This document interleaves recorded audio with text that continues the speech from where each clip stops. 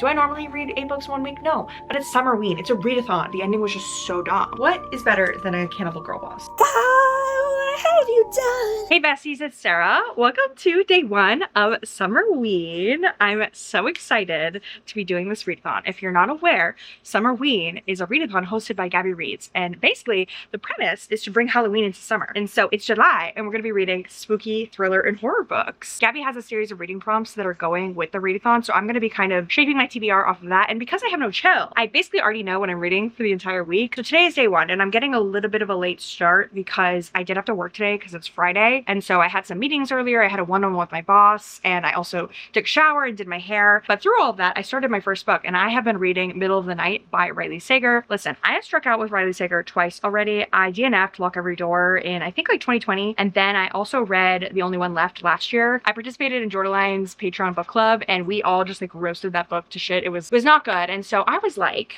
let me just give him one more shot, because the book that he came out with recently actually has a male main character, which is not very common for Riley Sager. He's had female protagonists for every single other book, and I personally have never forgiven the fact that Riley Sager has gone by the pen name of Riley Sager because he wants everyone to think he's a woman, because female thriller authors are more popular than male thriller authors. Thriller authors was a really hard phrase to say. Like, it's one thing when women in like fantasy and sci-fi do that because they want people to think they're men, because that is a very misogynistic group. But regardless, every other book has been a female main character, and it's never really sat well with me. Like, I didn't really enjoy the girl in Lock Every Door or the girl in The Only One Left. It kind of felt like a man writing a woman. And so I was like, listen, he is going to what he knows. He's going to write about men. Also, another reason that I'm giving Riley Sager another chance is that every time one of his covers is announced, they're so beautiful. I love his covers. I cannot explain what it is about them. It's like the simplicity with the text. Like, they really understand font. Like, whoever the cover designer is, I want to make out with them on the mouth because they are so good at what they do. They always make me want to read Riley Sager, even if I know that the contents of his book typically is not something that I'm going to like. But there's just something about it so good. They deserve to have their booty and their crack licked from front to back because it's so good. Anyhow, I'm approximately 30 or 40% of the way through. I've been listening to it all morning, and I am enjoying it. I'm enjoying it. I am surprised by how interested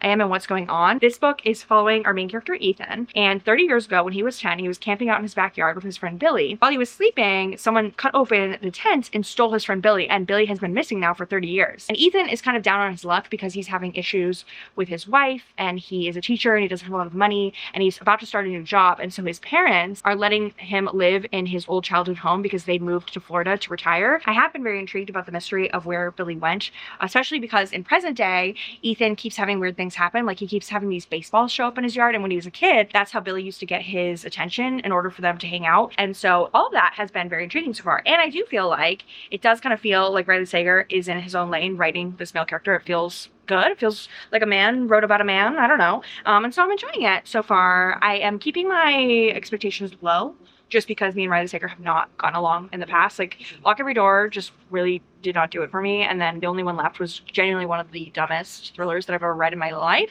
So I don't know, I'm feeling good so far. So my plan now is that I need to go to the library to pick up some library books that I put on hold. I wanted to have physical copies of most of these books. I couldn't get a copy of Middle of the Night because it's such a new release, and so there is a long waiting list. But everything else that I'm reading for the vlog, I did want to read from the library, and so I need to go pick up some of the books that I put on hold. And I'm also going to be doing my nails because I am due for a new set of press-ons. I've been doing press-on nails recently, and I got kind of a summery Halloween set, Summerween, if you will. And so I'll be doing that as well. And I will check in with you guys soon, and hopefully I will be further in this book.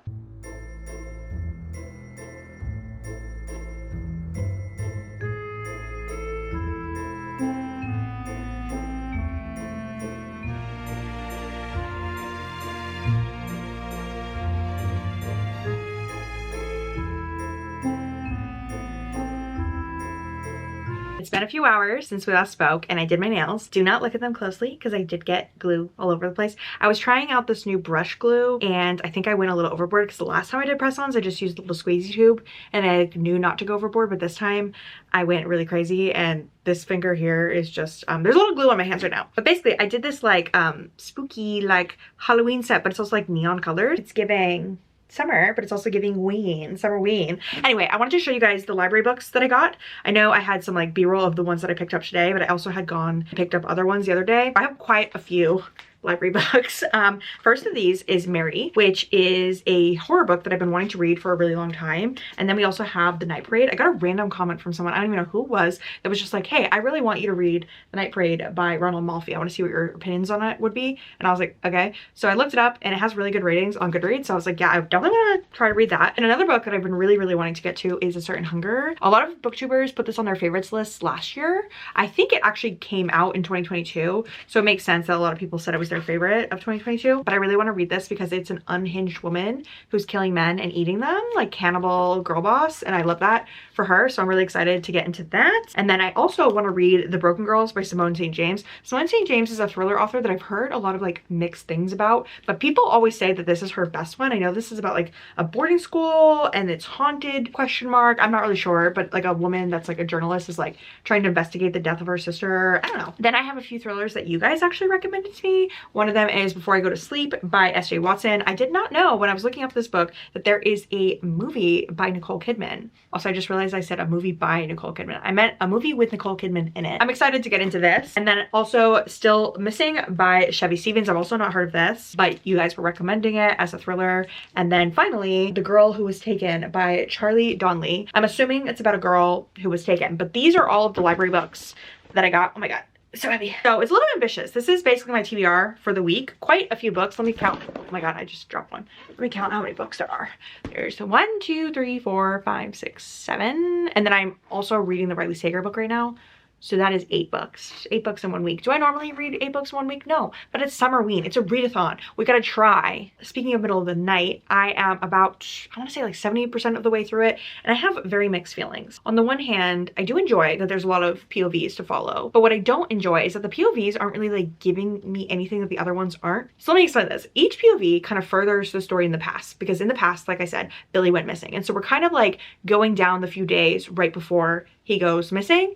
And so each perspective in the past is like a different person typically, but they're just adding a little bit more to the puzzle. It's not like each perspective is giving you more insight than the last. I feel like I'm explaining this really terribly. The point being is that I typically enjoy multi-POV when you're like getting a lot out of each one. And it's almost like some people know things and the other people don't. And in a way that is what is happening here, but I can't explain it. It's just, it's not the way that I normally like multi-POV. I was initially very interested in what had happened to Billy because it started getting a little like paranormal, ghosts question mark. And then also there is this place in the woods called the Hawthorne Institute that's like very mysterious. We wonder if like maybe they had something to do with like Billy's disappearance because they might be like into the occult and like weird things. But then the further I'm getting in it, the more boring it is. It's just the pacing is a little weird. It's just, it's not giving what I would typically want from a book, and also from a Riley Sager in general. Even though I thought The Only One Left was a really dumb book, the pacing definitely had me like reading it. Like I read it in like one sitting and I like stayed up kind of late to find out like who done it. But this one I'm like kind of like, I don't know. I'm just like not as into it, but I actually need to get ready soon because I am going to a Chapel Roan dance night. Essentially, I'm going to a concert venue and they're going to play a bunch of Chapel Roan's music. I'm a little confused how they are managing to do an entire night of Chapel Roan because she only has like 1.5 albums. Like I know she has like the EP that she did when she was a teenager, and then she has her current album, which by the way is My Roman Empire. I think about it all the time. Like I nonstop listen to it. And something that is weird about me, this is a fun fact, I actually don't listen to music very often because typically I'm listening to audiobooks or I'm listening to podcasts. And so when I listen to music, I have to like really be in the mood, or I only listen to the music like when I'm getting ready or like taking a shower. But I have been like choosing to listen to Chapel Roan over other things recently. Like every time I do my hair, anytime I'm doing anything, sometimes when I'm driving in the car, which is crazy. I don't normally listen to music in the car. I'm always like thinking like, oh, I need to be reading for my channel. But I've just been so obsessed with Chapel Roan. So I went to a Taylor Swift night recently with Katie Colson and a couple of my friends because it was Katie Colson's birthday and we were just like going to, you know, enjoy it. And the Taylor Swift night made a lot of sense because she has such a long discography that she had so much music to play. But while I was there, I saw a poster that was like announcing that there was gonna be a Chapel Roan night today. And so I was like, we have to go. First of all, I feel like I just rambled on things that were meaningless. I don't know why I'm giving all these details. That was such a long-winded way to say that. I'm so sorry. This is who I am. I feel like I don't normally talk like this openly in like reading vlogs because I'm not normally like doing like a little like week readathon. Normally I'm just like, hey, I'm here to talk to you about the books. But you know, we're putting a little bit of lifestyle in it. Also, the glue on my fingers is a sensory nightmare right now. Okay, besties, I'm getting ready for the Chapel Roan night. I have a vague plan of the kind of makeup look that I'm going for. You can see it here. But anyway, I finished middle of the night. It was bad. It was bad. I didn't like it. Kind of done giving Riley Sager chances. I don't think he and I are meant to be friends. Like, I don't think that his stuff is meant for me. I just don't. I actually preferred the crazy mystery and crazy twists of the last ones. Like, I feel like I complained last time that he was way into like wild twists, and that's why I didn't like The Only One Left. But then with this one, the ending was just so dumb. I know this only recently came out, but I do kind of want to spoil it. So if you don't want to hear spoilers, skip to this timestamp. So basically, Ethan starts trying to like get his memories back. I don't remember how he gets them back. I think he like sets up a tent, and then that's what jogs his memory. I think that's what it is. And anyway, so he jogs his memory and he realizes that the person who had broken into the tent wasn't a kidnapper or anything. It was their friend Russ. And so Russ was the guy that lived next door, and they didn't really like him or play with him, and he was always very jealous. So he's like, oh my god, Russ, you did it, blah blah blah. And so he thinks Russ is the killer, and he like goes and he like starts yelling at Russ. But then suddenly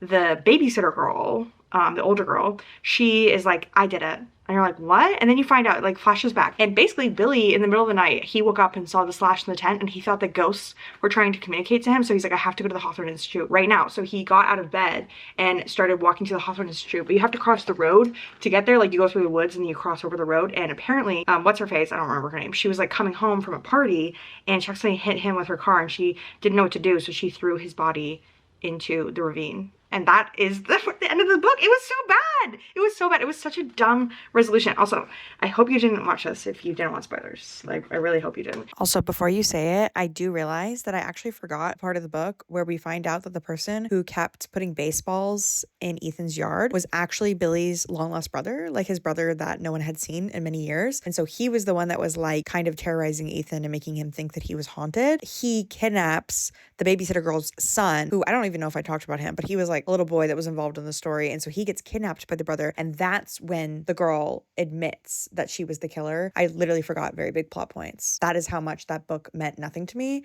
I think I'm gonna give it 2 stars. I just feel like Riley Sager has let me down too many times. I don't think I will pick up any more books by him. I don't really get the fascination with him. I don't get why people love his stuff. This one also got so boring about 70% of the way through. Like, I just was not live off loving. I did start A Certain Hunger by Chelsea G. Summers, and I am loving this so far. I will say, the writing initially was like kind of hard to get into because it's kind of a pretentious writing style, like the way that Dorothy is telling her story. So for those of you who don't know, the main character is this woman named Dorothy, and she is a food critic. She's been a food critic like since like the early 90s, and so now she is middle-aged, and over the years she has gotten a taste for men. So she starts killing men that she's like dating and eating them, and she's a cannibal. And now she's in prison and she's writing her life story now. But what's so funny about her is that she's so narcissistic that like as she's writing her story, she's like, yeah, you're obsessed with me, you want to read this. She just like live off loving telling her story, and she has no remorse about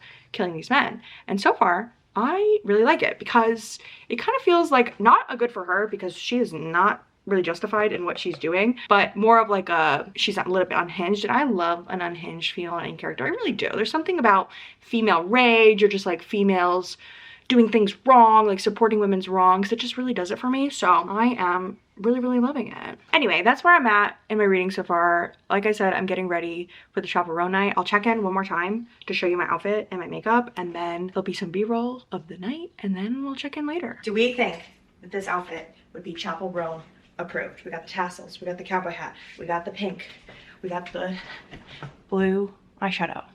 Okay, I really don't want a copyright strike, so I am going to regale you with my beautiful singing. Baby,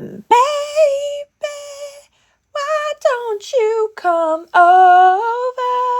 Red, white supernova, falling into me. God, what have you done? You're a pink pony girl, and you dance at the club. Oh, mama, I'm just having fun. Hey besties. I kind of hated that. I probably should not do that again. Anyway, hi besties. How are you doing? It's day 2 of Summerween. I've already gotten ready for the day because Gabby actually has asked me to join her for her Summerween reading sprints on her channel. I'm very nervous because I don't do public reading sprints very often. I did some last weekend to celebrate hitting 50,000 subscribers, but in general, I try to keep them on Patreon. So whenever I go on Gabby's channel, I'm always feeling very nervous because I also did her book club recently, and I don't know, it's just a very nervous time for me. I'm very excited because some of my favorite people and favorite booktubers are joining on the sprints. We obviously have Gabby from Gabby Reads. They have Riley Marie, Katie Colson, and then Gavin from Gavin Reads It All.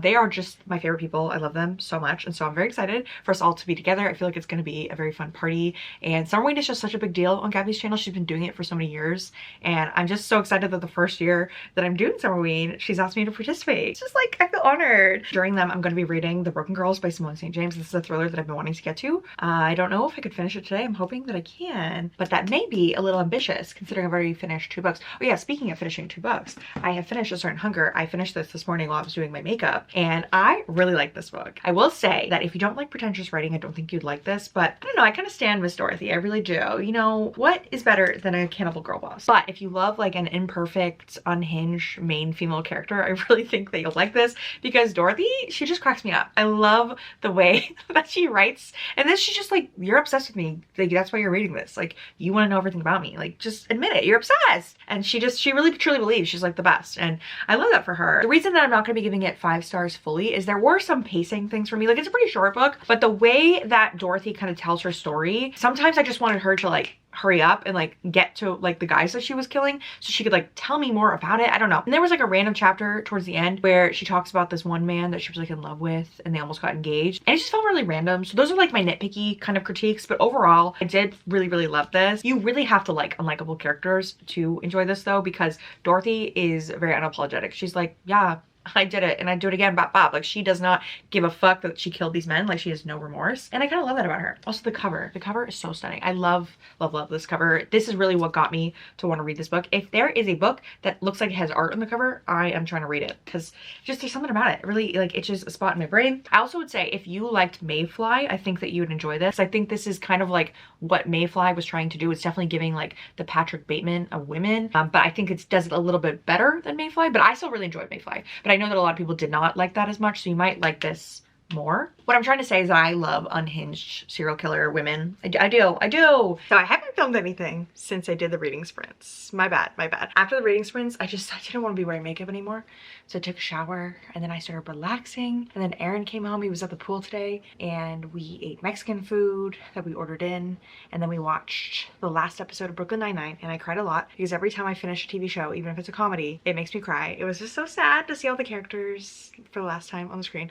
So I cried while I was watching that. And then we watched Monkey Man, which is the action movie that Dev Patel stars in, and he also directed. I think it was his like directorial debut. I liked it enough. I don't know. I'm not like a Letterboxd girl, but if I was, I'd probably give it like a 3 out of 5 stars. I think I liked the concept. I thought it was a good debut for Mr. Dev. I will say I am about 70% of the way through The Broken Girls, and I am loving it. Also, am I using an old protein bar wrapper as my bookmark? Yeah, I am. This is about a woman named Fiona who is a journalist, and in the 90s, her sister was found dead in a field near an abandoned boarding school that used to house girls that were like troubled back in like the 50s. And I think the school closed down in about like the 70s. And so it has always been said to be haunted, and her sister's body is found. And very quickly, her boyfriend at the time is accused of being her murderer. He's the son of a very influential and affluent family in the town. And so it's like a big thing that happens. All these years later, Fiona has always felt like something about her sister's case just wasn't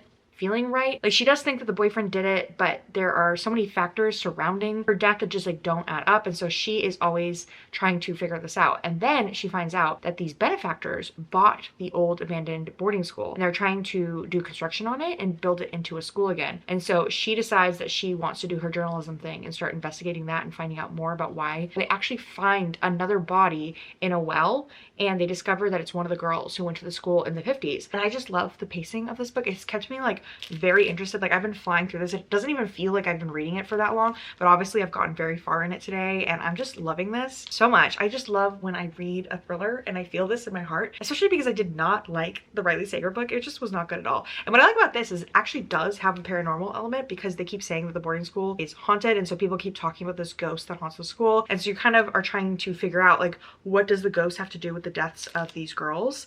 And I don't even have any theories, which I love too, because usually when I'm reading a thriller, I can kind of guess who the killer is or why something happened. And so far, I don't have that many theories. Like, I have some in my head, but overall I'm just kind of enjoying the ride, and I really like the main character Fiona. I love the way that she approaches things. She's very smart. The only thing that she's not smart about is that her boyfriend in the book is a cop, and they are at odds right now while the case is happening, like while they're trying to figure out what happened to this girl that died in the 50s and seeing how that connects to her sister. And I don't know, he's like the son of the guy who was like the sheriff or like in charge of the police force back when her sister was murdered, and so there's a lot of like baggage there in their relationship. And I don't know, I just feel like dating a police officer is never the move, and so I kind of liked him at first, but recently he's been being kind of like a loser, annoying. I don't know if I'm gonna finish this tonight because it's currently 1:56 a.m. so I feel like I should go to sleep, which means I'm gonna have to end this vlog on a cliffhanger, and you'll have to find out what I think of the rest of this book when we check in the next part of my Summerween vlogs. I think I'm gonna be posting in about 2 or 3 days. I don't know exactly what my upload schedule is, but you will see me soon, and that will be days 3 and 4. I've never done this before, but I guess you're gonna have to tune in if you want to know my final thoughts, because I feel like the ending is gonna make or break my rating for this, because this is very much leaning towards a 5-star for me, but I'm not sure what I'm gonna think. It's really gonna come down to like how it closes up. I'm an endings girl, so an ending, especially for like a thriller or horror. Also, what I love about this is that it's kind of skirting between being a thriller and a horror. Like, I don't even really know what I would consider this. I'm leaning towards thriller, but the paranormal elements are kind of throwing me off regardless. Anyway, let me stop talking about this, but I'm gonna go to bed. Also, I'm wearing my favorite shirt in the world. My friend Katie gave this to me, and it has my dog Bailey on it, which the star is, she's right here. She's sleeping in her little bed. I always keep her bed on my bed so that she doesn't crowd me when I'm sleeping. If you've made it to the end of this first Summerween vlog and you enjoyed it, feel free to use the jack-o'-lantern emoji in the comments down below. I can't wait to see you all in a few days. Thank you all so much for watching. You're all beautiful. Have a nice day.